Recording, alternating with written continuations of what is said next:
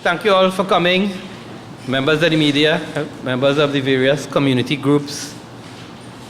We are here under the Big Tent invitation to civil society, groups and other organizations, media persons who are equally potentially affected or can be affected by the continuance of the Sedition Act in Trinidad and Tobago and its resurrection by the present administration for use and infliction on the national community.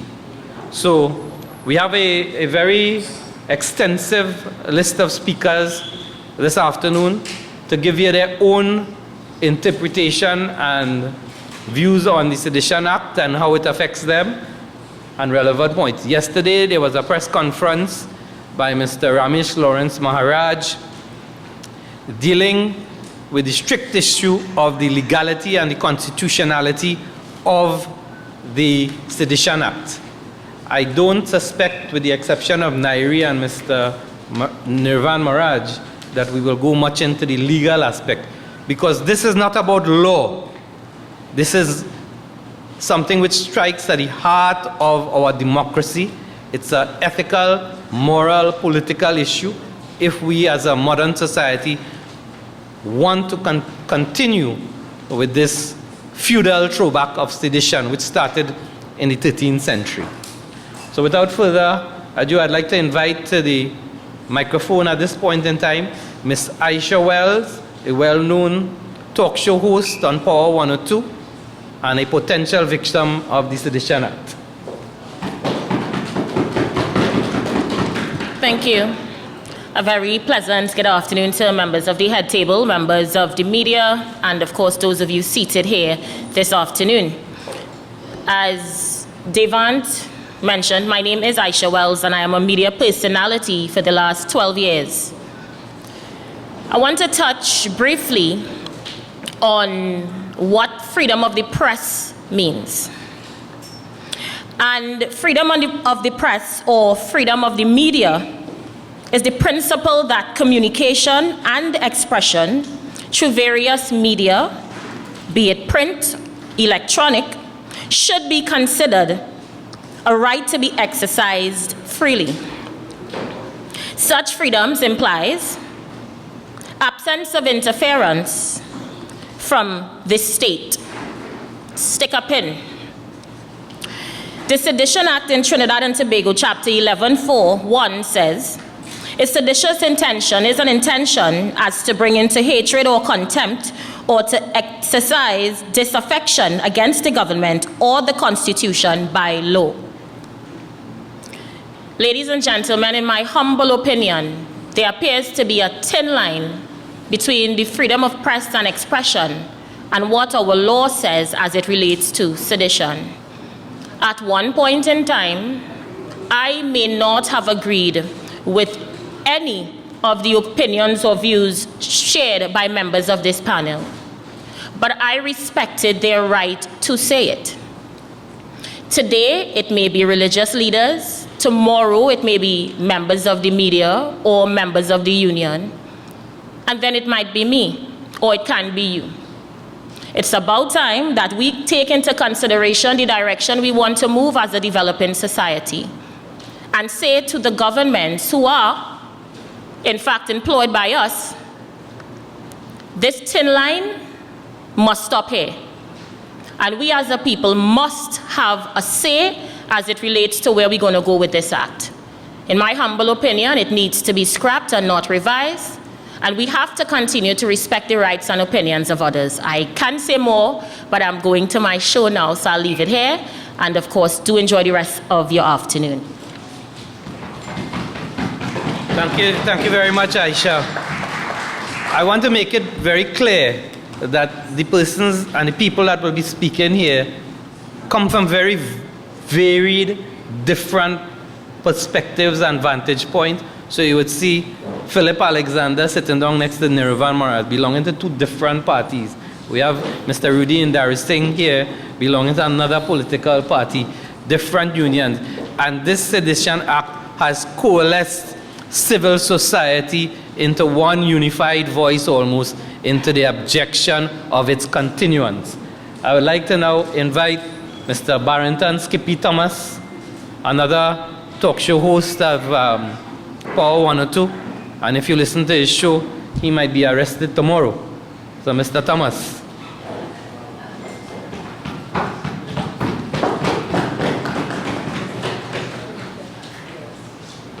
All right, thank you very much, Devant, and good afternoon. Now, of course, the Sedition Act was introduced in 1661, and it was introduced because King Charles II, who became monarch of England, Ireland, and Scotland in 1960, was a whoremonger, a glutton, he was evil, he engaged in squandermania, and wanted nobody to criticize him. So he introduced the Sedition Act to prevent criticism against his crown and person. I have taken note that before Watson Duke's arrest and the intimidating abuse on Satmarage's radio station, every time you express dissent to this government led by Rowley, Stuart Young, Al Wari, and Rowley himself have been blowing the dog whistle, saying things like, that's seditious, that's seditious. You all remember that? Yeah. You all remember that? Yeah. They have been blowing that dog whistle, and finally, their functionaries in the police service start responding to that dog whistle. I want to say to Rowley and his cabinet, tonight is the bongo night. It ends now. Because for me, I am not intimidated by them at all. It was Bustamante that said, if a man have never been to prison, then he don't know every part of his country. And if the Sedition Act would cause me to know every part of my country, then so be it. I am saying the Sedition Act needs to be repealed, and it needs to be repealed now. It is being used as a political tool, and that tool is being exercised by PNM functionaries in the police service. And today from this place, and at this time, I am saying the DPP's office is also a PNM party group and a participant in using the Sedition Act to prosecute opponents of the Rowley administration. And Trinidad and Tobago need to take that Herculean stand now and bring it to an end. Thank you. Now, we have to continue to stress that if you have read the Sedition Act, you realize that it is vague, it is general, it specifies nothing. So our mere gathering here today to advocate the repeal of the Sedition Act in itself could be considered seditious. And tomorrow, Gary could be knocking on our door. Remember, when I released the Prime Minister's telephone number in December 2018, Stuart Young, Minister of National Security, indicated my actions were seditious and treasonous. And since they backdated their arrest of Mr. Watson Duke to something he had said months before, things that we have said or may have done months before may be the reason that they could act against us today. A man who has said things that made international news is here with us, and also some of his past action may be considered seditious not only in Trinidad but outside. Mr. Umar Mohammed Abdullah.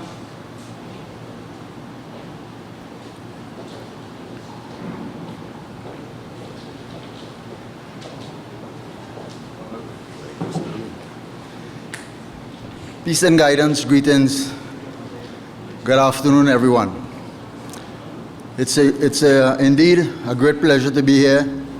It's a passion for me to be here, and I'm sure I speak on behalf of everyone who's sitting in this audience and standing on the sides.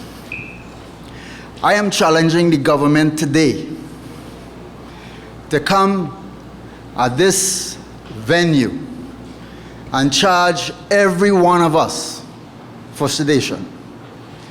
Because, mind you, every one of us are guilty of this crime under this act.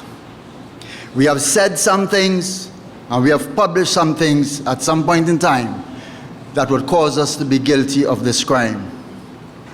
but the government seems to be very selective who they persecute for this particular crime.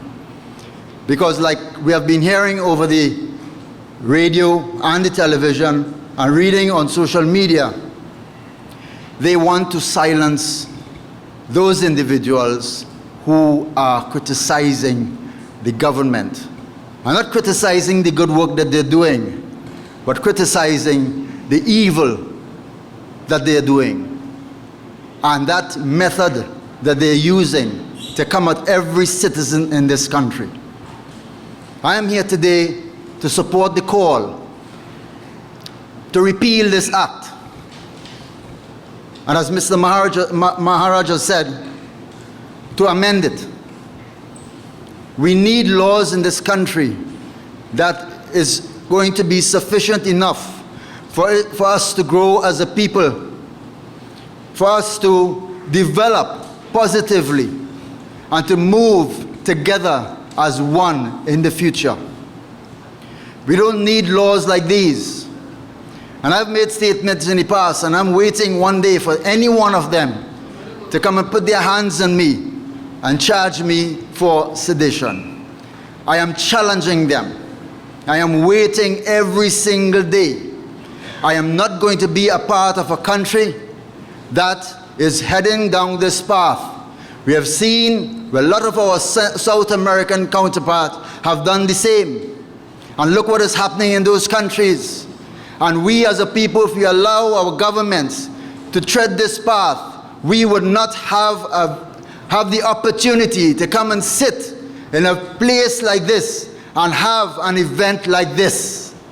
So I'm calling again on the entire population of this country, and I want to make one point before I'm finished.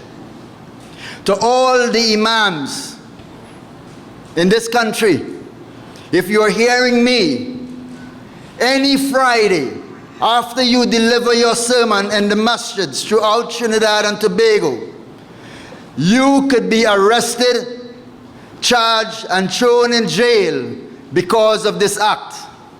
Let us all stand together and let us hold hands and walk firmly in the face of tyranny. Thank you. Thank you. Freedom of speech, it has been described as the oxygen that feeds the tree of democracy. And most recently, society had to unite when the government attempted to amend and restrict Freedom of Information Act. And that resulted them backpedaling. I hope that they see today, with so many members of civil society coming together, that they take a similar position and take the action to repeal the act. A man who fears for his identity, who fears that what he shares about the Sea Bridge and other information, has had a press conference with a mask on. Some have asked, are we not fearful that it diminishes the conference here today because he's wearing a mask?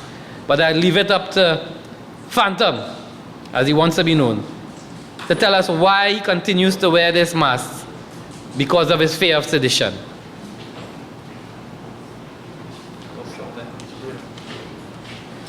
All right, I was cautioned by Mr. Maharaj to talk shortly.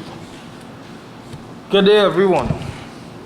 I just want to take 2 seconds to explain to you all why I believe the Sedition Act should be repealed. Some of the information that we would like to bring to the fore.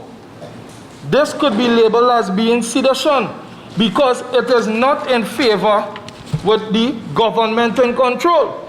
For example, short and sweet, the Cape Class patrol boats that were acquired by the Ministry of National Security. The 2 Cape Class patrol boats that was discussed when the Prime Minister went to Australia in May 2018. When he came back from the press conference, he told us he was looking to order 1.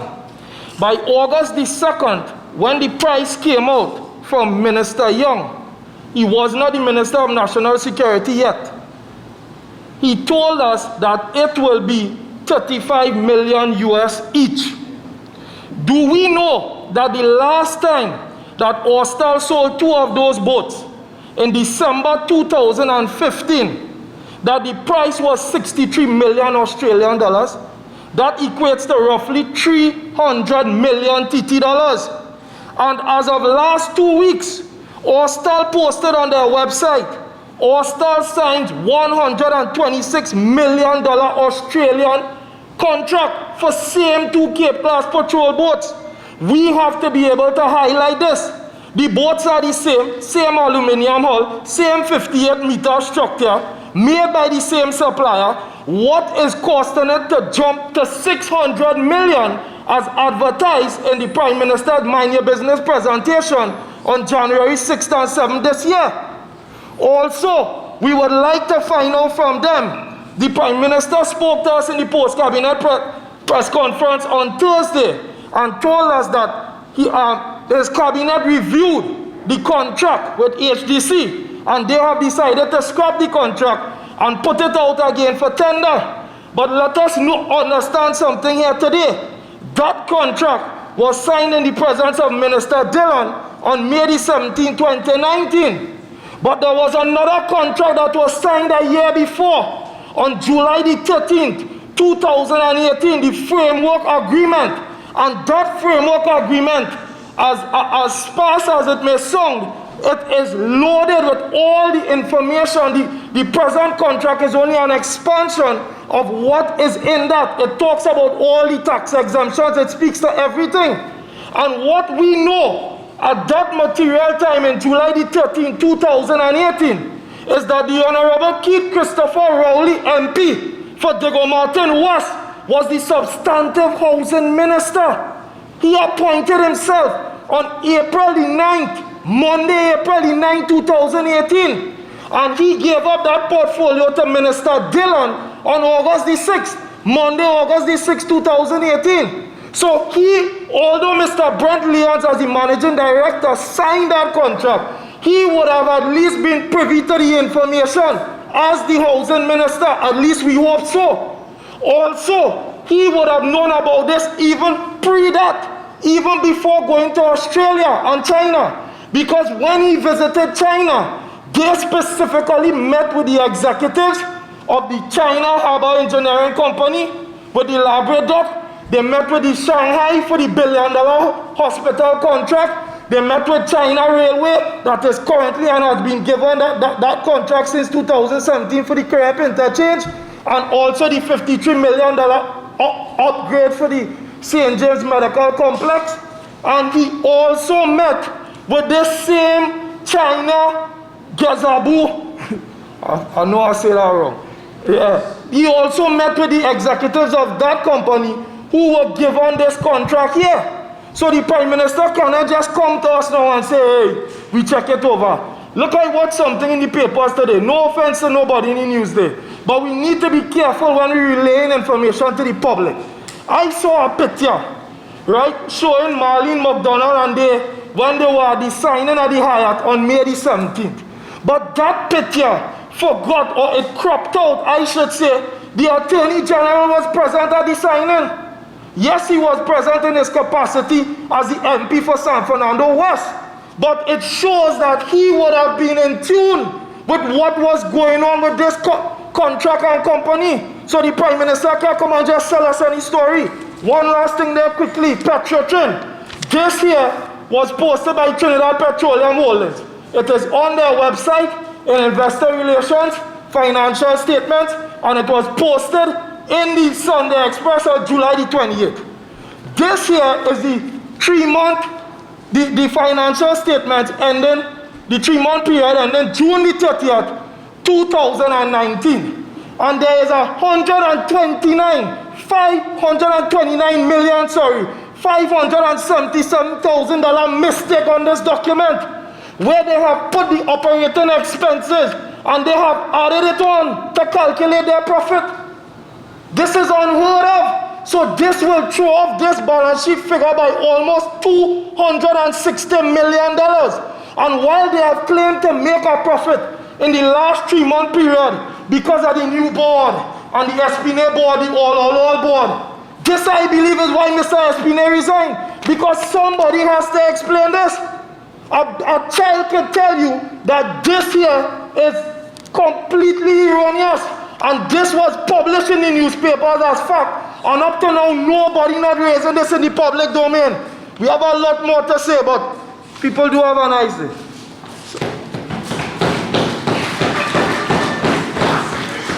Now, everything he says is seditious.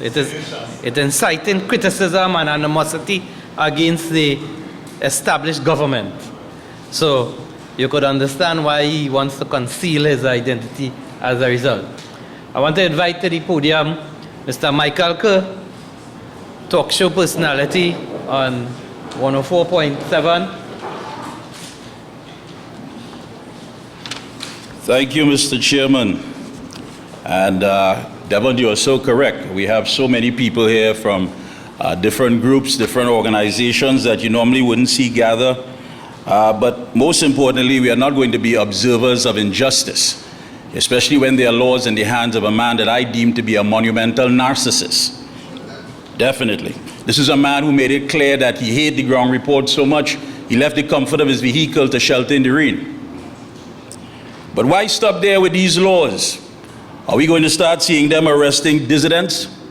And it also means that those in authority will not be empowered by the will of the people. So it's no longer a matter of the questions that you fail to ask, but the questions that are oppressed that you will be denied to ask. For example, how could it be that a company registered with a finance minister build a building in the backdrop where we are told to wean off the government and to volunteer our services, and he doesn't want his money to sleep out? But yet still the question has to be asked, how did this minister pay to finance this construction? Which financial institution, if any, did he get a loan, and how did he qualify? And did he use his position as a minister to leverage in order to circumvent the policies to make it happen? These are questions. And every Monday morning they roll out a shiny toy, expect us, of course, to be victims of the weapons of mass distraction and deflection. But this will stop. Based on the sentiments of my colleague Skippy, this will end today. And I'm jumping the gun a bit, but we have a big protest and march set up, and members of the media, we want to thank you for coming out. I know it's not easy to come out on a Sunday, especially with no tea plate, but you're here and you're with us. Hopefully your editors will also be part and parcel when you go back to your respective stations and they decide to print this, and let it be known that it stops today. So stay tuned, there's more. Thank you very much. This act, which has been resurrected from obscurity, has prompted a retired politician, former Senator Robin Montano, to come out of his political retirement to add his voice in objection to the Sedition Act. Robin?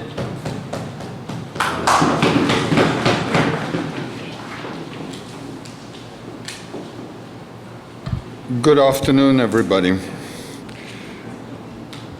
Like most people, I must confess that I had not read the Sedition Act. And like most people, I thought sedition was something where, almost like treason, where you are almost plotting to overthrow the government. I couldn't have been more wrong. I was surprised to see that Watson Duke was charged with sedition, because quite frankly, I have heard none other than Prime Minister Keith Rowley make worse statements than that in another incarnation when he was opposition leader and when he was in the opposition. Heck, I can't think of an example off the top of my head, but I will readily confess that I probably have made statements that under this law are considered seditious. Let me give you an example. In fact, let me do more than that. Let me tell you what the law says. Because it is irrelevant that you wanted to overthrow, you are plotting to overthrow the government or anything like that. According to Section 3(1)(a) of the Sedition Act, a sedition intention is an intention to, and I'm quoting, bring into hatred or contempt, or to excite disaffection against government or the Constitution as by law established. Section 3(1)(c) says that a seditious intent is an intention to raise discontent or disaffection against inhabitants of Trinidad and Tobago. Well, practically every speaker here today is being seditious according to that. And then the law goes on to speak about a seditious intention being one where it is intended to promote ill will or hostility between one or more sections of the community, or contempt for any class of inhabitants of Trinidad distinguished by race, color, religion, profession, calling, or employment, or killing any member of a group. Well, if that is the case, Keith Rowley was guilty of sedition when he talked about that email gate affair. I'm not sure I understand. Oh, sorry, that was Siri telling me that he didn't understand what I was saying. Well, I'll repeat it. Keith Rowley was probably guilty of sedition when he talked about email gate. And let's also call a spade a spade. If there's anybody here who believes that those alleged emails turned up in his letterbox, there's a bridge in Brooklyn I'd like to sell you, because I don't believe that. I believe, and Keith, I'm talking to you directly now, I believe that you know exactly who did it. Who was the author of those emails? There's lots of hints, but I have no evidence that the person who did it I actually did it, although I believe I know who did it. But you, the members of the media, can find out. I challenge you to find out. Start asking questions like, for example, was there any senior UNC government minister fired or UNC chairman fired around the time of Emailgate or just before? Who could it be? I don't know, but certainly we can all find out. Now, let me ask another question. If I stand up and I say, kill all the Indians or kill all the UNC people, am I not inciting racial hatred? But Watson Duke has been charged with sedition for saying that he and his members are prepared to die for their cause. But Fitzgerald Hines is not charged with sedition for saying kill all the Indians. And I'm paraphrasing here. Why? Mr. Director of Public Prosecutions, can you explain that, please? Because let me tell you something. As of today, Sunday the 8th, 2019 of September, as of today, Watson Duke's party is winning the 2 Tobago seats, despite what the Express said in its headlines this morning. Now, I wasn't aware, because I'm not a criminal attorney, but a criminal lawyer told me this week that apparently if you are arrested and charged with 3 serious offenses, guess what happens to you? You get locked up and you have no bail. Watson Duke right now is on 2 serious charges. Let's wait for strike 3. Any bets that it will come down? 2 seats in Tobago are up for grabs as we're speaking here today. Now, am I being seditious? No, I would say no. I would argue no, because it is not my intention to bring any member of government or any authority of government into ridicule, hatred, or contempt.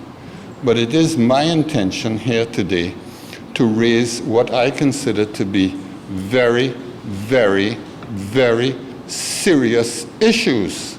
Look, we purport to be a nation of laws. And we, the citizenry, make laws for the benefit of everybody. we make a law, for example, let's use one that our erstwhile Prime Minister talked about, murder. He said abolish murder. I've never heard such claptrap in my life. You really want to abolish a law that says that you cannot kill another person? What absolute rubbish, Keith. Don't come to me with that rubbish.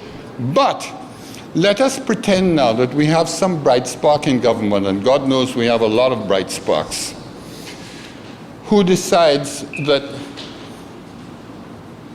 there should be a law requiring all men to wear green pants. And if a man goes out in public without wearing green pants, he will be arrested and charged and locked up, and the key thrown away. Now, you've only got to look at it to see how ridiculous and stupid this green pants law is. But you realize that if we had such a law, and I stood up and said, hey, that's a stupid law, and anybody who passes it is a jack donkey, I have just committed sedition. That can't be right, my friends. That can't be right.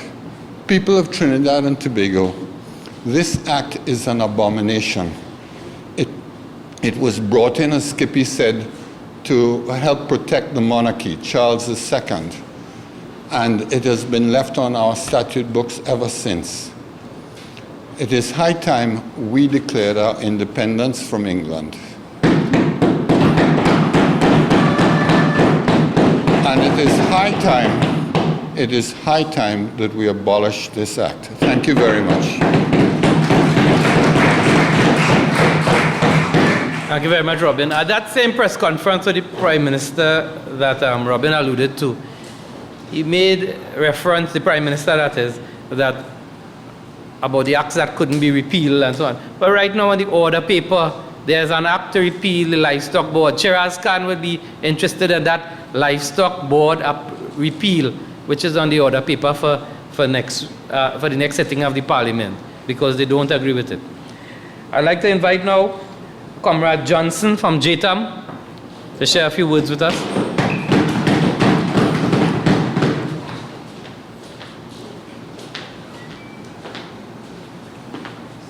Thank you, Devon. Good day, comrades. Like the speaker before me, I would not have read in detail the Sedition Act, but one quote he made, and that really struck out with me because I had it open on my phone, was that same section 3, which I'm just repeating, to raise discontent or disaffection among the inhabitants of Trinidad and Tobago. So by my layman's interpretation, I think every one of us in here could be arrested before the end of the day, because just our gathering here may be construed as raising discontent against the inhabitants or the citizens of Trinidad and Tobago. I am here on behalf of the Joint Trade Union Movement, and just to indicate our president, Comrade Roger, is out of the country, which is why he could not be here. And I want to state here categorically on behalf of JTAM that we are against the Sedition Act as it is stated in the law. We are, in fact, the JTAM leadership met earlier this last week, and we unanimously agreed that this act must be appealed because it is a threat to the democracy of Trinidad and Tobago.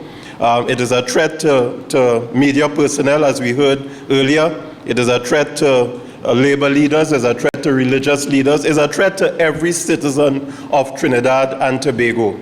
And I want to encourage even the media personnel, as was said earlier, to perhaps do some research, because there are many instances where the present government and even the present Prime Minister, members of government, would have made and have made seditious statements. One could research when the present Prime Minister was trying to unseat the former Prime Minister, Patrick Manning, and go back and check how many statements he might have made. That could be conditions. So the media must do their homework, right, and go and check these things and bring it to the fore so that we can see, because we have the Prime Minister now sort of very sanctimonious, trying to pretend, well, you know, repeal, what about murder, what about all of this, but within his own political party and within the government of Trinidad and Tobago, that is where it must start. And one of the concerns I have is this thing is very subjective because, I mean, how does the police determine that I will arrest person X or Y and not person Z? Who is giving the police these instructions? Earlier we spoke about the Director of Public Prosecution, but how is the police in a Ruka police station or Toko police station, how are they to determine that person X or Y has made a seditious statement? So these are concerns that we must have, not just as leaders or representatives of our various groups, but just as citizens of Trinidad and Tobago. We must have that concern. So I want to just end by, as I said, making it very clear, unambiguously, the joint trade union movement will join any action that will move towards the repeal of the Sedition Act. Thank you. Thank you very much, Comrade Johnson. I want to just add for what he said here. The Sedition Act, Section 2, it says here, sedition intention is an intention, but an act, speech, statement, or publication is not seditious by reason only that it intends to show that the government has been misled or mistaken in its measures or to point out errors or defects in the government or constitution. This is 3.2. Yeah, 3.2. 3.2. And the Act further develops this point. So by extension, we are all gathered here today to create discontent against the government. We object strenuously and stridently against this act. So I challenge Gary Griffith to arrest all of us here by this evening. If not, explain why you pick Watson Duke. Explain why you raid Jagrity. And ignore our coming together to express a seditious intention against the government and the continued irresponsible, irrepressible adherence to the Sedition Act. I'd like to invite Nirvan Maharaj to the podium, political leader and president of the All Trinidad Sugar Union, to the podium here to share his, an attorney at law, to share his thoughts.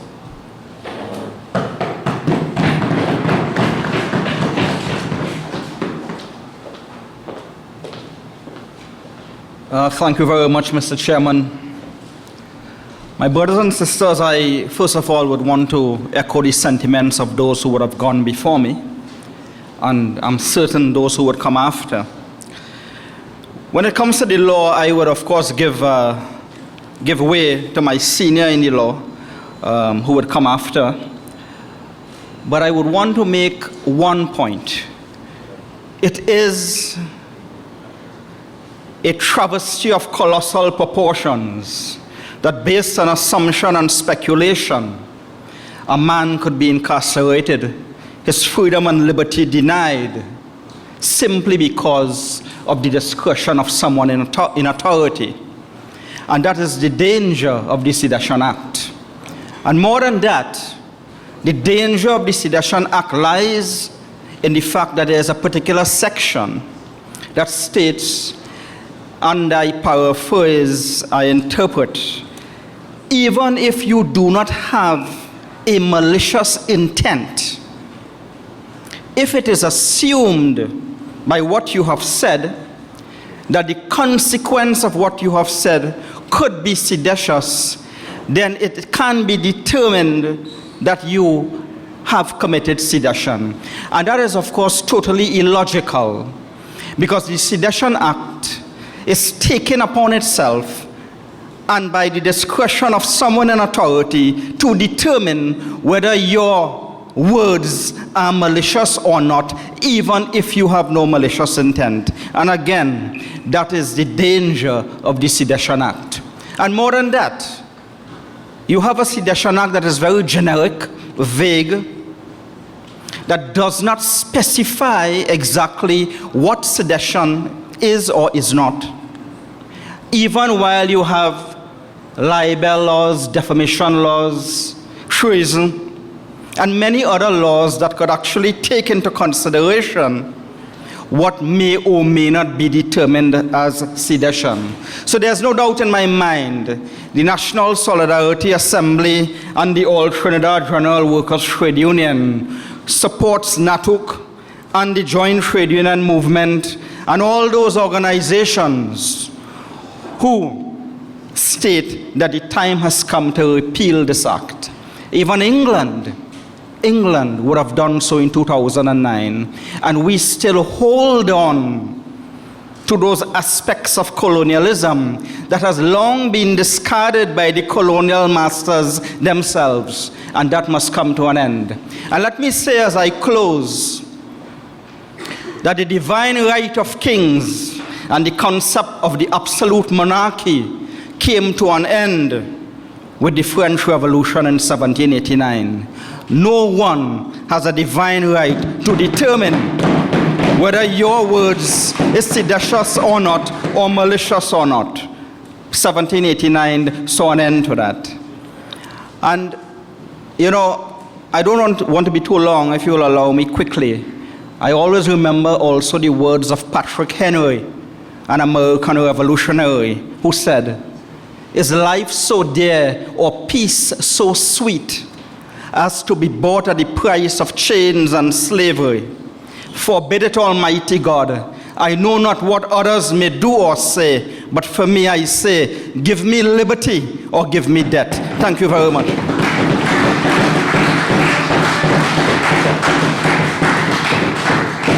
You know, when the government attempted to amend the Freedom of Information Act, over 40 organizations came together and it forced them to recant from that position.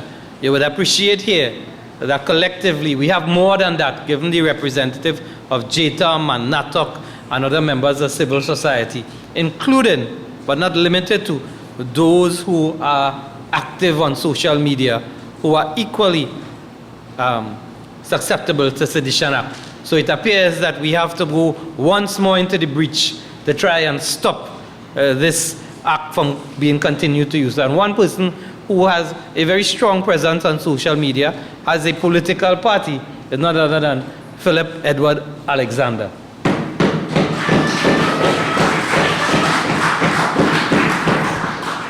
Thank you, Devon, and thank you everyone on the head table. This is not my first round table that I've sat on. I've actually sat on a round table with Keith Rowley, so I understand how he thinks a bit. Unlike those who spoke before, I have had to know what the Sedition Act was. I've had to read it and understand it, because I had a conversation with a financier of large political parties, and we were talking about the illegal drug trade in Trinidad and Tobago. He was telling me, forget that. We have lawyers, we have people on the bench.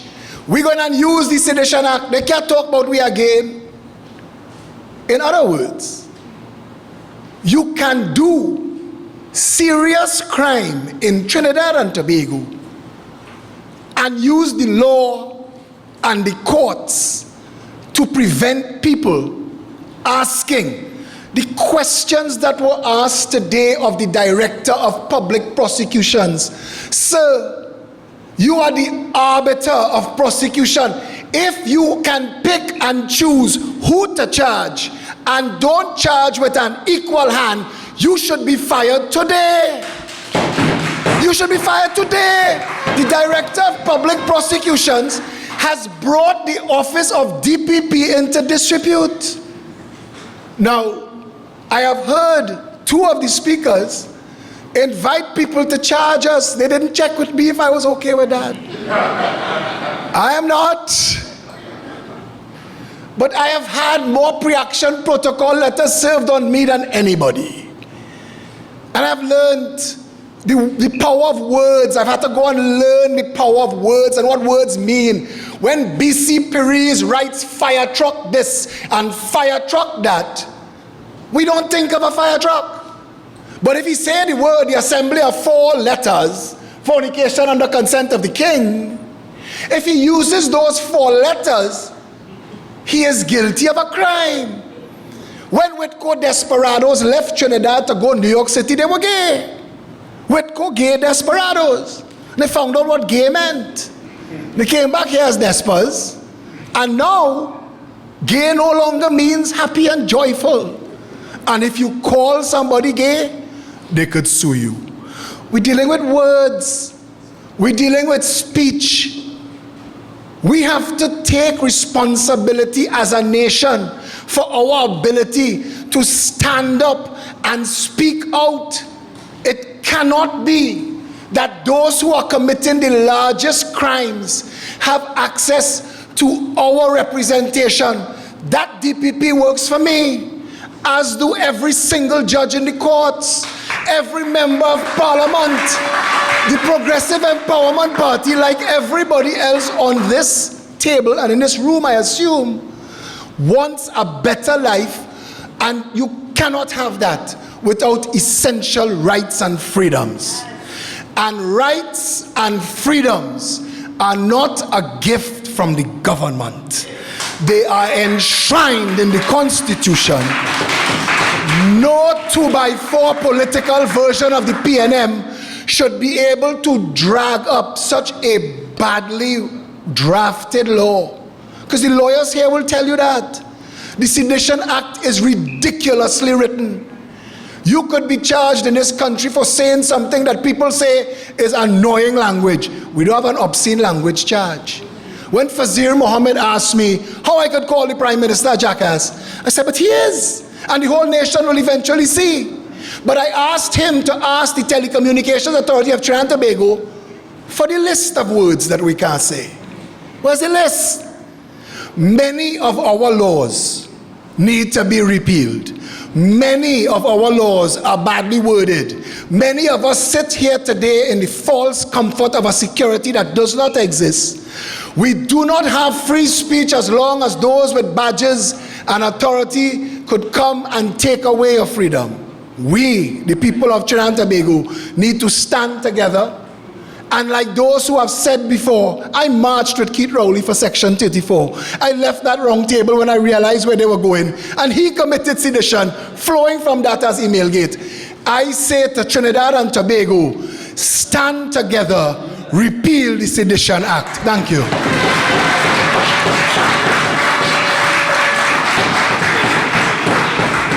Thank you very, very much, Philip. And one political speech deserves another, and I'd like to invite Mr. Rudranath Indar Singh, a member of the United National Congress and the Labour Shadow Minister, to the podium.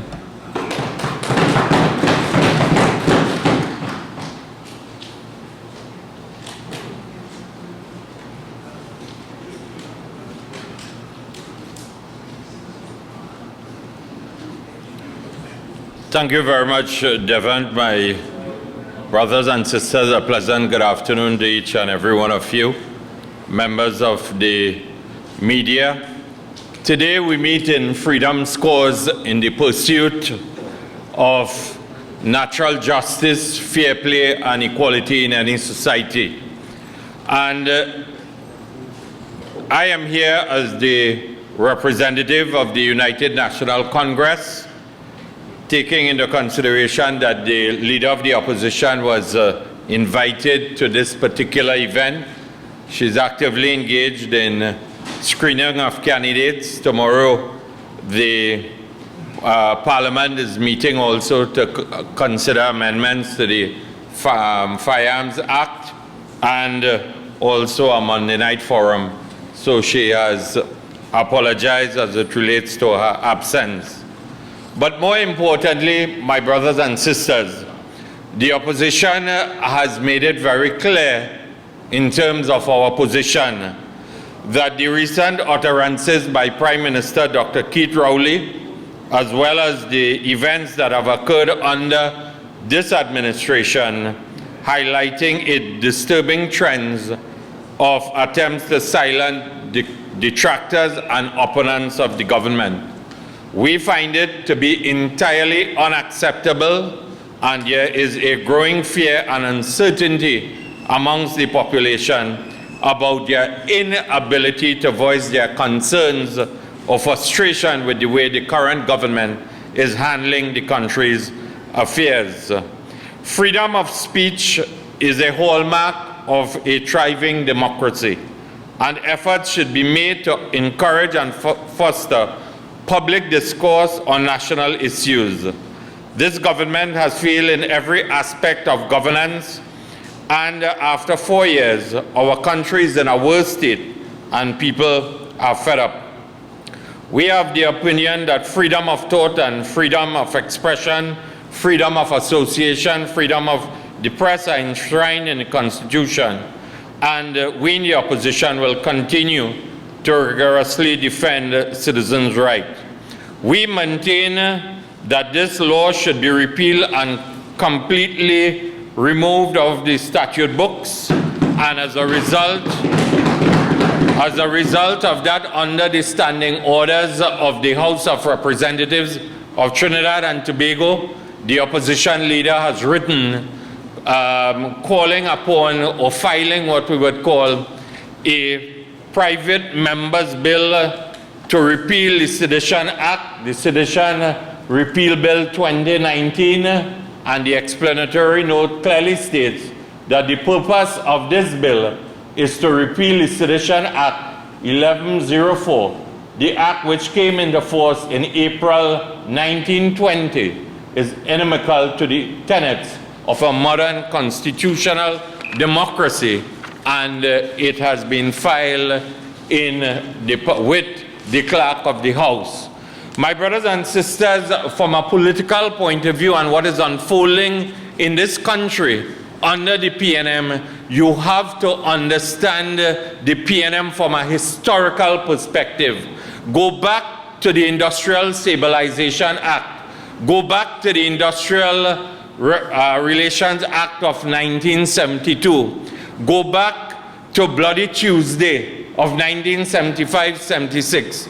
Go back to when the PNM used the heavy hand of the police to serve 9 suspension letters on members of the teaching service and who were members of the Trinidad and Tobago Unified Teachers Association.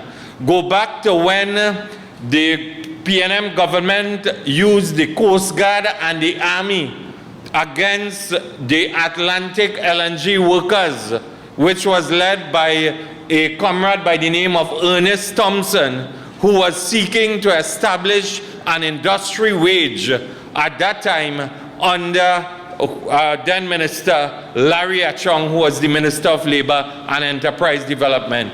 Go back to Prime Minister Manning when they attempted to decertify the Communication Workers Union and the Transport and Industrial Workers Union for pursuing legitimate interests, labor interests, in keeping with the labor laws of Trinidad and Tobago, and understand what is happening in 2019. Because at the end of the day, when a despot or a dictator is emerging, he surrounds himself with an ostentatious lifestyle. The refurbishment of Stallmeyer's Castle, the refurbishment of Whitehall, the refurbishment of a house in Tobago. And when you emerge in that ostentatious lifestyle, and the ordinary people are suffering for bed space, are suffering for health care, the education sector is collapsing, the infrastructure is collapsing after having spent $245 billion, you have to understand that a dictator will stoop so low to exploit a vague and dark act to silence detractors or silence critics of the government of Trinidad and Tobago. And today we are saying, from an opposition point of view, that the Sedition Act must go and Rowley and the PNM must go based on their high-handed actions against the people of Trinidad and Tobago. I thank you. Thank you very much, really. We have to ask ourselves, what was the criteria used to charge Watson Duke? How did they arrive at that decision? What factors? Who advised Commissioner Gary Griffith?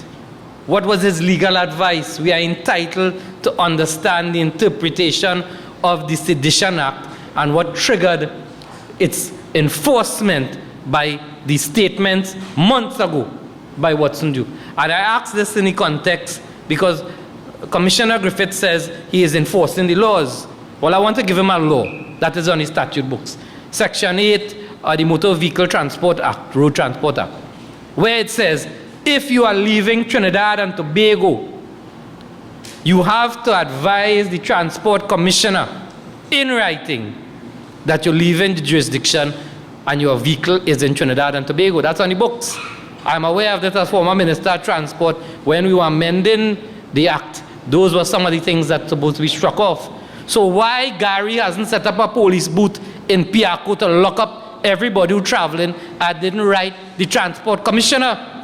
He should do that. That is a law that is being offended every day in Piaco. When we had the Independence Day celebrations, the streets were littered. Why police was not arresting people for littering? There's a littering act. So why is the commissioner and his minions around him selective with the Sedition Act, with Watson Duke, Satmaraj, and other persons? We need to know these answers. Why the selectivity of those who voice opposition to this political administration? The Sedition Act is being triggered. And we are being told that there is an arm's length between the police commissioner, the prime minister, and the DPP. The facts point to a different direction. And a man who has grounded his entire career on facts, as he sees it, is here with us. None other than Brother David Mohammed. I'd like to invite you to share us a few words. Thank you very much. Bismillah Rahman Rahim, in the name of Allah, the Beneficent and Merciful. I am the Eastern Caribbean representative of the Nation of Islam and the Honorable Minister Louis Farrakhan. The founders of the Nation of Islam went to prison in the 1930s for trying to open schools for black children. In 1942, the Honorable Elijah Muhammad was sent to prison because of what he was teaching against black men fighting in the war. His student, Malcolm X, was bugged and followed and spied on by the CIA and the FBI because they were concerned about what he was saying. Muhammad Ali, who was given that name by Elijah Muhammad, renaming him from Cassius Clay, had his title taken away from him for 3 years, from 1967 to 1970, and they made numerous attempts to charge him with sedition because he was encouraging black men not to go and fight against people in Vietnam. Then, when Minister Farrakhan became the Honorable Elijah Muhammad spokesperson, Minister Farrakhan came to Trinidad in 1975 and was prevented from speaking until there was a direct intervention to Dr. Eric Williams, and he spoke at Queen's Hall and the University of the West Indies. Now we have whom we consider to be a national hero, Kwame Ture, whom we built a building after in Success, Laventille, and named in honor of Kwame Ture, who was born in Trinidad. They announced for emancipation that they want to rename Oxford Street Kwame Ture Street. But Kwame Ture was banned from Trinidad, even though he was born here, because he speaks a message that the government might concede or consider to be a challenge to their authority. What better way can we honor Kwame Ture by removing or repealing a Sedition Act, more so than naming a street after him?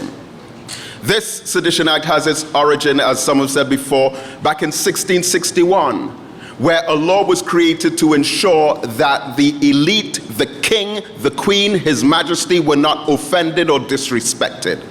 In 1695, the Sedition Act was morphed into the Treason Act. And then in 1868, it was amended into the Treason Felony Act, because they did not want anyone to speak out against the royal family. And part of the Sedition Act states that it is the subjects who have to be kept in check for disrespecting the royal family. One, we don't have a royal family, we don't have a king, we don't have a queen, we don't have any heir to the throne. But more important than that, there are no subjects in Trinidad and Tobago. So you can only charge someone with sedition if they are a subject, or a peasant, or an underling, or a second or third class citizen, of which we are a republic where we're all supposed to be equal under the law, under democracy, one man, one vote, one rule, government of the people, for the people, and by the people. So after the November 19th waterfront riots in 1919, they arrested 189 men in Port of Spain, and they deported all of those who were not born in Trinidad. And they began to draft a sedition law, which was passed in April 1920. And one of the major things that they continued to do was to divide and rule us as Afro-Caribbean people. And it was great other national heroes, such as Uriah Butler, who was born in Grenada, Elmer Francois, who was born in St. Vincent, and Clement Payne, who was born in Barbados, who were considered to be seditious, yet still they made a life in Trinidad to help liberate workers. So going back to England, the last person who was charged with sedition in England was in 1972.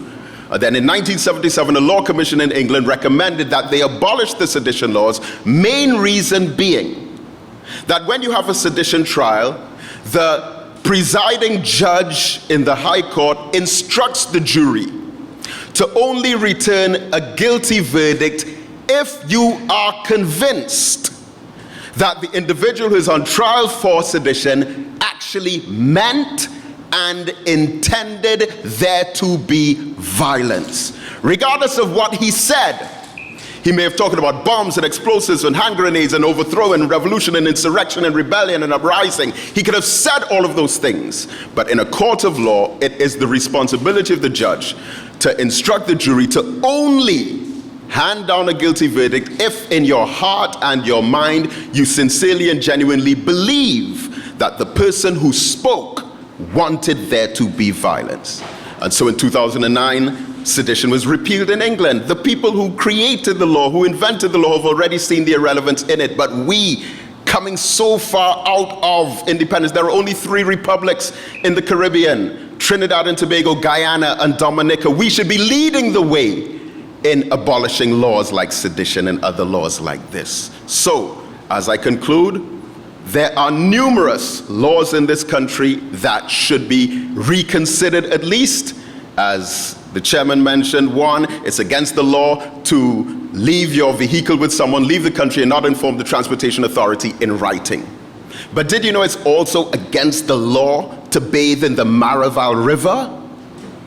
That was updated on December 31st, 2015. It is also against the law in this country to fly a kite anywhere in Port of Spain, any borough or city outside of the Queen's Park Savannah and the Arima Savannah. If you fly a kite in this country outside the Savannah and you're in Port of Spain, you are a criminal. Think about that.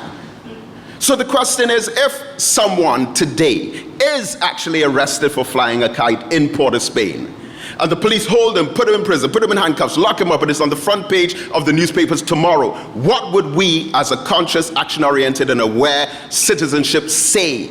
Will we say, well, it's the law. You have to obey the law. You have to be a good citizen. He should have been doing something else. Are we going to say that? Or are we going to stand up with consciousness, with pride and honor of our nation, with respect for our Constitution, recognizing that it is the Constitution that's supposed to serve the people, not the people who are supposed to serve a piece of paper? Will we stand up for freedom, justice, equality, and human rights? It's against this law in this country to own a pig. Well, I'm going down with that one. It's against the law to own a pig. I'm supporting that one. Right, as a Muslim, Brother Abdullah, right. But the others, we have a problem with. But I say that to say, as I conclude, beloved, this should not be a political conversation, and the latest amendment to the Sedition Act, which was in 1976 when we established a Republican Constitution, it includes the opinion of the President of the Republic of Trinidad and Tobago. And because of how political divisive so many of our conversations become, maybe we should call for the President to incorporate her opinion in the dialogue, because the latest amendment of the law actually mentions her, and she has some say in the matter. And I have no problem with how the national anthem was sung the other day, but we have a problem with sedition, and she can step in and give some guidance to it. It must be reconsidered, revisited, abolished, or repealed completely. Thank you for allowing me the opportunity to share these words. Thank you very much, David. For those members of the media wondering how much we have two last speakers again. And our penultimate speaker is Nairi Alfonso, the senior attorney at law, to give a legal perspective on the Sedition Act. Every time Nairi and I on a press conference, Stuart and Faris have a counter tomorrow, the next day. Well, so, you're lying, Devon, and I'm conflicted, yeah. Nairi. Right? So tomorrow. Good afternoon, ladies and gentlemen. I'm actually grateful that I accepted this invitation to attend, not to give any legal explanation of the Sedition Act. That was done in great detail by my learned senior, Mr. Ramesh Lawrence Maharaj, yesterday in another press conference, so I would spare anybody further explanation of the Act. But what I'm very happy to attend today is because I see a great deal of passion from certainly different, I don't want to call this angles and participants in the national society. I see people from various unions and I see people from social media as well, that some of them I recognize. So it's one of the things that I am certain about after today is that there's a great deal of passion in respect to what is the next step with the sedition legislation. And I think the overwhelming call has been this afternoon that it should be repealed. In writing, the Attorney General on the 4th of September, just earlier in the week, we did ask that on behalf of Natuc, that the legislation be repealed or significantly modified to decriminalize sedition. And when we say decriminalize, I know the topical thing is marijuana. There are other pieces of legislation that can best answer if a government minister or the government or cabinet feels criticized. We have libel, we have slander, we have defamation laws. If you feel you're so thin-skinned and that people are criticizing you in your public functions, then all you have to do, as Philip Alexander said, you issue that pre-action protocol, yet another one. But is it necessary in the 21st century to have sedition legislation where the penalties are arguably criminal? So that if you are prosecuted in the magistrate's court, then you could be in jail for 2 years. If you are prosecuted in the high court, you could be jailed for 5 years and be fined $20,000. The stigma that is attached to a criminal offense is vastly different than if somebody says, well, look, a minister or the prime minister sued me for defamation. My friend, Mr. Anizat at the table, will know that better than most. When we were writing this letter to the Attorney General, one of the quotations that was used, and I would like to commend it to the attendees today, was somebody called Baroness de Souza. So Baroness de Souza is a member, or was a member of the House of Lords in 2009, and that is the parliamentary arm, or the higher chamber in England, not the court. And she said during this debate, the power to express forcefully political discontent is the cornerstone of democracy and lies with the people. Conversely, it is not therefore in the power of government to criminalize this expression. the fundamental right, the fundamental of rights of UK individuals would be better protected by removing the offense of seditious libel from the statute book. Now, in this debate, the outcome of this debate was that the Sedition Act in England, from whence we, by osmosis, got our legislation, was repealed. New Zealand repealed as well. Other countries went the other route of decriminalizing or placing their position in terrorism legislation. So it is wrong to incite one member of your community, whether by race or religion or political affiliation, against the other. I have no difficulty saying that that should be punishable, but it cannot be punishment. It cannot be punishment if you raise, if people are gathered in a forum like this and you raise discontent and disagreement with what the government has said or the stance they have taken, or in the case of, well, the leader of the PSA, that he has been charged. So it is quite clear to me, separate and apart than the attorneys, and the attorneys will take their route. We will challenge the constitutionality of this legislation. There's another team that has already done it, and I'm sure other teams will follow. And I agree with what was said much earlier in the game. If we don't take this stance in fora like this, then one day they will come for us. Whether it's the lawyers, the politicians, whether it's the media, members of the media, and I have to say in the 21st century, members of the media is a very, very wide grouping of people who are also active on social media.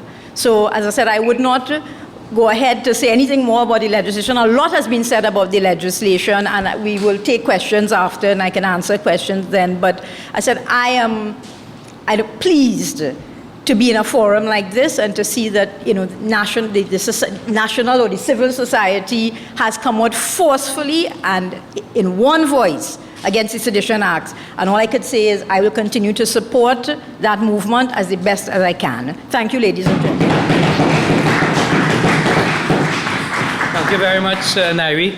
We are here this evening because Natuc took the bold position to not restrict this discussion only to members of the labor movement, but to widen the discussion to include members of civil society.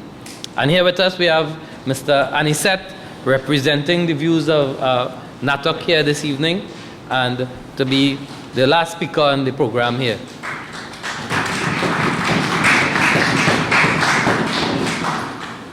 Yeah, good day, comrades, brothers and sisters, members of the head table, and all those who would have put this fundamental issue of our rights to express ourselves in front of cricket. Because I know we love cricket, and the fact that you all have come out here in numbers and in different groupings speaks volume to me, and it tells me that I have faith in the people of Trinidad and Tobago. I would like to speak to an issue because I've been listening to some radio talk show hosts, and they attempted to accuse the National Trade Union Center and other personalities who would have expressed their view on the Sedition Act as being opportunists, as being in the pockets of some other political party, as not standing up when Mr. Seal got arrested, and attempting to make the issue a Wasunjuk issue and not an issue that speaks to our very essence as a people and as a society. That as it may, for the records, I would like to remind that when the radio station from Satmaraj was raided by the police, Natuc was the first organization that put out a media release. So I want to make it clear to those who in 95 that have their own political agendas, that doesn't speak to Trinidad and Tobago, but speaks to a political party, that they make a party supreme to that of the people of Trinidad and Tobago. I want to remind them that they were silent on that issue as a radio station, but Natuc did issue a press release. And just let me quote part of it. In this political theater of tin gods, arrogance, spite, and vindictiveness, we as citizens of Trinidad and Tobago must guard our democracy jealously and speak out against any manner of evil and threats to our freedom and democracy. That is what Natuc said then. And that is what Natuc is saying now. So all the mouthpiece radio station that is a mouthpiece for the PNM, let them know that Natuc will continue to defend Trinidad and Tobago, not political parties. Let them understand that. All right, so this issue, I want to make it clear to the public. I've said it is not about Watson Duke. This issue has to deal with a fundamental issue. And I want to ask questions, you know. And I want the press to carry it. The issue to me and the issue to Natuc is one that speaks to. Duke is alleged to make this statement last year, November. Nothing happened. Nothing happened. But immediately after, Duke made a statement against the Prime Minister of Trinidad and Tobago in defense of the public servants. Duke was arrested. I am not saying anything, but you all are big and you all have sense. And I'm putting it in the public domain. Let me repeat it again. Comrade Duke made this statement 10 months ago, going into 11 months. Nothing was done. Immediately after, the statement was made against the Honorable Prime Minister of Trinidad and Tobago. Duke was held. Isn't that strange? Doesn't that raise red flags in our minds? Do they believe that we are foolish and we are stupid? Those are fundamental questions, and those are issues that I want to we must pay attention to. So that when I hear we do direct and the police is independent and the DPP, that may be so. But I want that question to be answered. I am living in Trinidad and Tobago, and saying that is like telling me the cow jump over the moon. Having said that, another fundamental issue, and you know, I am not a lawyer, but because of the arrest of Comrade Duke, it will have forced me to read the Act. And the Act speaks to two things that raise my imagination and my thinking. One, it says that they cannot arrest you after 12 months. And Duke's charge was going into 11 months. But also, in Section 10 of the very Act, it gives the Director of Public Prosecution to charge you under the other laws rather than the criminal law of sedition. There's a provision, Section 10 Read the Act, that makes provision for that. And obviously I ask myself the question why it is and on what basis that Comrade Duke was charged under the criminal offense of sedition. And we know what it entails. If it's a magistrate, it's 2 years, and I think it's $3,000, and if it's in the High Court, it's 5 years and $20,000. It's not an or. So we have to pay attention to this. Another issue that seems to bypass this government is that this law was enacted in the 13th century. It was enacted when the Queen was considered, or the king, to be divine. They were gods, and nobody, no servants or minions like me and you, could have spoken against the Queen. That's the genesis of the law. And the comrade raised another fundamental point, that this law was enacted in 1920, and the genesis of it and the forerunner to it was when the dock workers in Trinidad and Tobago striked, and the strike went all over Trinidad and Tobago. And the colonial master determined that they were going to pass a law in order to suppress our freedom and our rights as individuals, and as workers, and as trade unions, and as media personals. That's a fact. And then to hear a prime minister says, and to hear Minister Hines say, and Minister Stewart say, this is not on the books, looking at that act. It tells me in a book that I read, talking left but walking right. And sometimes the people who look darker than the ace of spades, their minds are whiter than white paint. Because any leader, any person who knows the history of Trinidad and Tobago must be offended by a law that was enacted to suppress our people during a colonial time. Anybody. And then that's the fundamental point, you know. That is the point that we have to make. Aren't we independent as a people? What is the meaning of our constitution to us then? If you reenact a law that was in disuse for all these years to start to persecute members of the media, because people forget, while the radio station from Satmaraj, he hasn't been charged. The fact is that they use this act to raid a station, a threat to freedom. Pay attention to that. Why we have to enact those laws. And there are laws in Trinidad and Tobago that speaks to all those issues. Why reenact and pull up this law? And my fear continues to be, and you see, we don't pay attention to things in Trinidad and Tobago.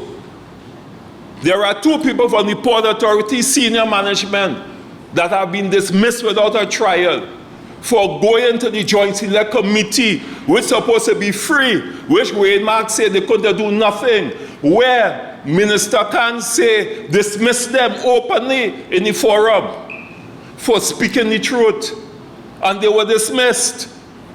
And Stuart Young, let him deny it. He was in a political meeting and say, let them go and bring the lawyer. We have the file. Who is we? I don't know that the Port Authority was working with Stuart Young. And then the Prime Minister, as a Prime Minister, say, we fire them. We. And we don't want to pretend, or we want to say there's no interference in Trinidad and Tobago. Let me raise another point. The board under Christine Siadio was dismissed by this government, and a new board was put in place on Monday. And as Fodi Ferreira said, they were constructively dismissed. But more importantly, the chairperson was allowed to resign and the other board members was dismissed. And the Prime Minister gave no explanation as to why they were dismissed.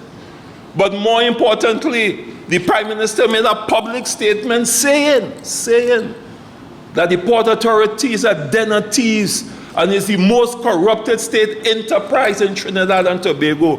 And that is, putting and sullying people's names without any shred of evidence. And he was allowed to get away with that. And we did nothing about it. Where's the evidence? Simply because the issue of the ferry, where they were responsible, where Sininan was responsible for, right, collapsed. And in order to divert attention from the real issues, that is what happened in Trinidad and Tobago. And while the matter is sub judice, there's a lawyer who is here, whose service was taken away, and that case is now before the court to get money from this government because they determined that person, we don't like that person, and the person mustn't get no contracts. There's another guy who has vessels to service the oil industry. And because he's associated with somebody that they don't like, instruction was given verbally to terminate his contract and don't let him apply for new contracts. This is what is happening in Trinidad and Tobago. And therefore, in that context, this Sedition Act, it can be used. And the Sedition Act has no stoppage to retroactivity. In other words, 5 years they could go back and check what they say and hold it. That's a reality, and we're not paying attention to those things. And when we talk about that, a prime minister says, well, it's our old law, well, let me repeal all the old laws, right? Repeal murder, repeal trespassing, when the Constitution of Trinidad and Tobago protect you as a citizen and your property. I have it before me. I don't want to quote all those things, but read the Constitution. And the last time I read the Constitution, we was a sovereign state. And what is the meaning of a sovereign state? Is that the government work for us. That is the meaning of a sovereign state, and we pass our own laws. So what is wrong if the government has all in a sudden now start to reinvent and reuse a seditious act that was created against me and you? What is wrong with the citizens of Trinidad and Tobago expressing a view? Why a prime minister and the government must be vexed about that? Ask yourself those questions. What is democracy? What does democracy mean? Does it mean that we have a right to a view and opinion? Does it mean because we express a view that the leader must be so vindictive and so aggressive against us? That is what we're talking about, comrades, brothers and sisters, This is the issue, because there's a development in this country that is frightening. And my comrade didn't go into it. The procurement of the vessels. How do we deal with that? What is our protection that a cabinet that has no expertise could just go to Australia and purchase 2 boats on our behalf? And that is it? 4 vessels, I am advised. Well, the Guardian Passage is not a vessel as far as I'm concerned. Because the very minister said it was a fast ferry. And then the prime minister come months after when they discover the vessel and say, if you want a fast ferry, don't go on the Guardian Passage. And a vessel was bought for Tobago, right, for the port in Toko, for when they build it. And they didn't have a plan yet to build it, but we buy a vessel and nobody asks a question. You understand? Those are some of the fundamental issues. And we have to pay attention, comrades, that England repealed this law. America repealed this law. And America, right, there was a famous case, and I want you all to pull it. I don't want to, but the case involving the New York Times. It was a famous case. You understand? And then the right of expression, as was said, is to be guarded jealously, because in any modern constitutional democracy, the right to challenge any government and what they say and what they do is a fundamental principle of democracy. Fundamental principle, and we have to understand that. Because what is democracy? And I want you all to remind yourselves that we move from the divine master who couldn't do no wrong, although some of them believe they are still tin gods, But the fact is that we have gone away from that from the 19th century, and therefore the right of the people must be respected. Trinidad and Tobago must be put in front of any political party. Must be, and that has to be the fundamental issue. The point that I am making, brothers and sisters, and people don't understand this, They don't read the history. Ghani, right, Mahatma, he make how many years? 6 years. The English again, when he was fighting and expressing his rights for England, 6 years. Mugabe, God rest his soul, 10 years. You understand? And I am saying, brother, that our colonial fathers our colonial leaders, the Michael Manleys, okay, the Adams, the Eric Williams, whatever you want to say about these people and them, they are now turning in their graves because they fight a battle for independence. It was a battle. It was from slavery to colonialism. And we had to understand that transition. And what is so hard for Heinz to understand that? What is so hard for Dr. Roy to understand that? What is so hard for Stuart to understand that? And I want to tell you all, we had also extended an invitation to the Women League of PNM because I wanted to see if they would have come here. I want to know where they stand on this particular issue, whether the party is more important than Trinidad and Tobago.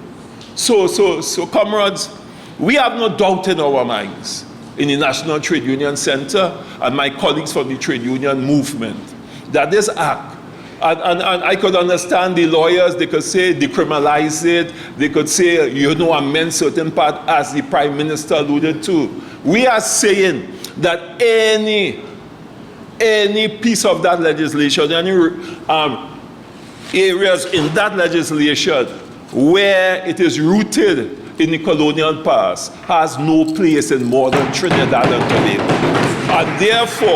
And therefore, comrades, brothers and sisters, we are asking for the total repeal. London did it. New Zealand did it. Nigeria did it. Switzerland did it. And I can go on, and I could go on, and I could go on. You understand what I'm saying? Because the home of the law, which is England, in 2009 repealed that very law. And we want to hold on to it. And we having a commissioner of police saying, well, it is in the law book and therefore we're going to use it. That is not the issue to me. The issue is the very said law said there are other measures you could take, Section 10, and it wasn't necessary to charge common troop under criminal offense, which has all kinds of implications for the comrade. And that's the point that Natuc is making. And therefore, on behalf of the National Trade Union Center, I want to express my profound and deep appreciation to everyone who would have seen it as wise to come to this meeting. And I know, and there's a saying that the star shines brightest when the night is darkest. So I'm saying, have faith, have faith. And every change in any constitution, any change in any country, always come about when the collective wisdom and force of the citizens move in one direction. And I'm saying that we could change this if we stick together. I am saying that the government works for us and it's not the other way around. And if we say we wanted repeal, the government must listen. And I'm also saying if the government is not listening, the time will come, and it's coming soon, when we will show our strength by using our voting fingers if the government is not paying attention and listening to the people of Trinidad and Tobago. Thank you, brothers. Thank you, brothers. Thank you very much. We will advise of the next move shortly, the next meeting or so on. And at this point, I would like to open up the floor for any questions, comments. Gary? Yeah, I wanted to say... Gary Aboud, Fishermen and Friends of the Sea. I'm so honored to be here, and the speakers, David Mohammed, each one of you, I'm sorry that you only have time to speak longer because it's pearls of wisdom and information and education. I just wanted to add my little 2 bits to what you've said because 20 years Come up here now, come up here, come up here. 20 years ago, we had an Attorney General, Ramesh Maharaj, and I have blown his horn because he had a legislative agenda that gave us 5 or 6 laws, including the Freedom of Information, Integrity in Public Life Act, and many others. At that time, his office was open to meet with civil society. I met with Gillian Lucky, now Judge Lucky, several times to discuss and to consider inputs into what they were drafting then. Today, we don't know what is the legislative agenda. We have written to the AG on more than one occasion asking him, what is the legislative agenda? I want to tell you some of the parts that is really interesting. Well, now, because of this AG, civil society, regardless of where you are, if you want to be civil society, you have to have an auditor and spend $5,000 to get your books audited, because you have to be up to date with every 5 cents that you collect. But political parties don't have to comply. Because I myself have given cash to political parties, there's no accounting. So they don't have to comply, but a small civil society has to comply. The freedom of information we almost lost. But what many people don't fully understand yet is that the environmental laws of Trinidad and Tobago allow that you could go to the EMA and get a copy of the document that they are applying for. When they submit an environmental impact assessment, civil society have an opportunity, the only time in law where you are legally you can comment on the technical document, the environmental impact assessment. This government just changed that. They just changed it and said that the EIA, you can only get 10% of it. It means that groups like us who challenge the government's approval process, like we did with the Repeal Savannas, where the 7 of the 9 technical officers said no. We didn't say no. It's the 7 technical officers who work for the government. Of 7 of 9 said no, 2 abstained. They said, no, don't give the approval. And they went ahead and they rushed in to run it in the Repeal Savannah. So we said, well, look, you're disrespecting these technical experts. But in that instance, we were allowed to get a full document. So we could also study it and submit separate and third-party opinions to support what the technical experts had said. Right now, the government has changed that, and FFOS has challenged it. We will be in the High Court on October the 10th. We couldn't get a local, so we have a foreign attorney challenging it for us. But now we have to show where we get every 5 cents to pay for the ticket to bring the foreign attorney in. So there is a legislative agenda that this government has that is designed to do a lot more than just what you're seeing with this sedition law. There's a whole strategy behind it. And we on the outside are just uncovering it when we get stuck. So I'm just here to say that there's more to come. And in closing, I just wanted you all to know that that Trinidad and Tobago are the world record holder for the oldest fisheries legislation of any nation on the planet. That's just, so when we ask about legislative agenda, we are coming from a point where everything is out of date, and now they're not showing us a progressive future, and we are left to wonder. Thank you for allowing. Any other question? Yeah. You want to expedite the sedition charge?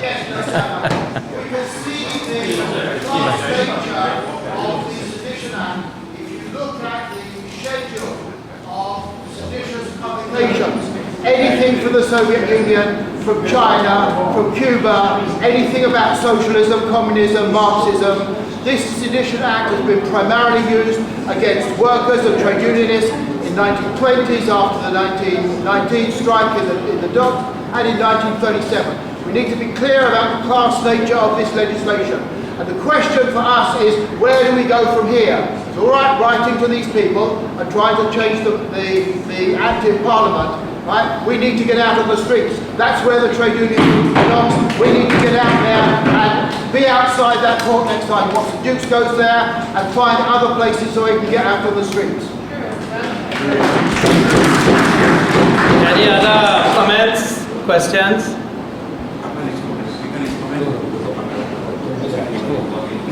All right, thank you all very much for coming on your Sunday, and stay tuned for our next possible gathering.